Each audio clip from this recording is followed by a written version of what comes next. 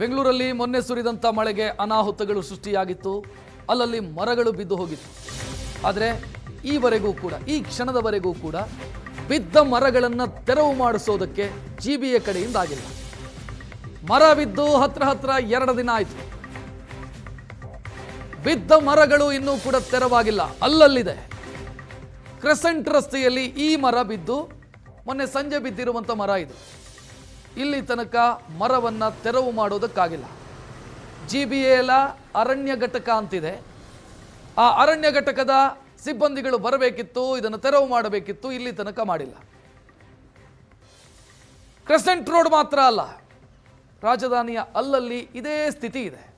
ಎಲ್ಲೆಲ್ಲಿ ಮರಗಳು ಬಿದ್ದಿತ್ತೋ ಬಿದ್ದ ಮರ ಬಿದ್ದಂಗೆ ಇದೆ. ಅದನ್ನ ತೆಗೆಯುವಂಥ ಕೆಲಸವೂ ಕೂಡ ಆಗಿಲ್ಲ.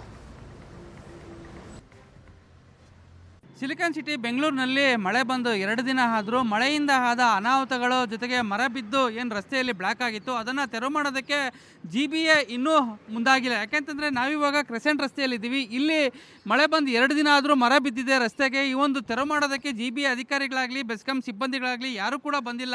ಮರ ಬಿದ್ದ ರಭಸಕ್ಕೆ ಒಂದು ಕಾರು 3 ಬೈಕ್ಗಳು ಸಂಪೂರ್ಣವಾಗಿ ಜಖಮಾಗಿರುವಂಥದ್ದು, ಜೊತೆಗೆ ಲೈಟ್ ಕಂಬ ಮತ್ತು ವೈರ್ಗಳು ಏನು ಜೋತು ಬಿದ್ದಿರುವಂಥದ್ದು. ಇದನ್ನು ತೆರವು ಮಾಡೋದಕ್ಕೆ ಸಾಕಷ್ಟು ಸಿಬ್ಬಂದಿಗಳು ನಿನ್ನೆಯಿಂದ ಇಲ್ಲಿನ ಸ್ಥಳೀಯ ಜನರು ಮನವಿ ಮಾಡಿಕೊಂಡಿದ್ರು ಕೂಡ ಈ ಒಂದು ಸಮಸ್ಯೆಯನ್ನು ಬಗೆಹರಿಸೋದಕ್ಕೆ ಸಿಬ್ಬಂದಿಗಳು ಜಿಬಿಎ ಸಿಬ್ಬಂದಿಗಳು ಯಾರು ಕೂಡ ಮುಂದಾಗ್ತಾ ಇಲ್ಲ ಅನ್ನುವಂಥದ್ದನ್ನು ಬೇಸರವನ್ನು ವ್ಯಕ್ತಪಡಿಸ್ತಾ ಇರುವಂಥದ್ದು. ಹೀಗಾಗಿ ಈ ಒಂದು ರಸ್ತೆ ಸಂಪೂರ್ಣವಾಗಿ ಬ್ಲಾಕ್ ಆಗಿರುವಂಥದ್ದು.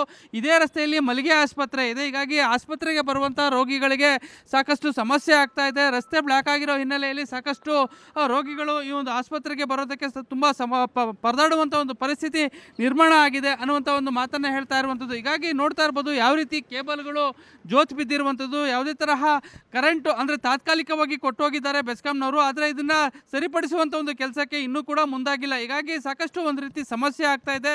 ಹೀಗಾಗಿ ನಿನ್ನೆ ಕೂಡ ಜಿಬಿಎ ಅಧಿಕಾರಿಗಳಿಗೆ ಮುಖ್ಯಮಂತ್ರಿ CM ಸಿದ್ದರಾಮಯ್ಯನವರು ಖಡಕ್ ಸೂಚನೆಯನ್ನು ಕೊಟ್ಟಿದ್ದರು. ನಗರದಲ್ಲಿ ಸಾಕಷ್ಟು ಮರಗಳನ್ನು ಬಿದ್ದಿವೆ, ಅದನ್ನು ಕೂಡಲೇ ತೆರವುಗೊಳಿಸಿ ಅನ್ನುವಂಥದ್ದು. ಆದರೆ ಎಲ್ಲೆಲ್ಲಿ ತೆರವುಗೊಳಿಸಿದ್ದಾರೆ ಹಾಗೆ ಎಲ್ಲ ಕಡೆನೂ ಮರಗಳು ಹಾಗೆ ಬಿದ್ದಿರುವಂಥದ್ದು.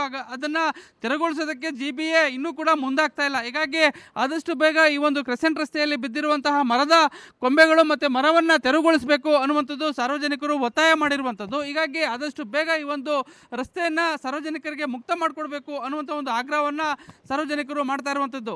ಕ್ಯಾಮ್ರಾ ಪರ್ಸನ್ ಪ್ರಸಾದ್ ಜೊತೆ ನಂದೇಶ್ ಮಲೆನಹಳ್ಳಿ, ಏಷ್ಯಾನೆಟ್ ಸುವರ್ಣ ನ್ಯೂಸ್, ಬೆಂಗಳೂರು.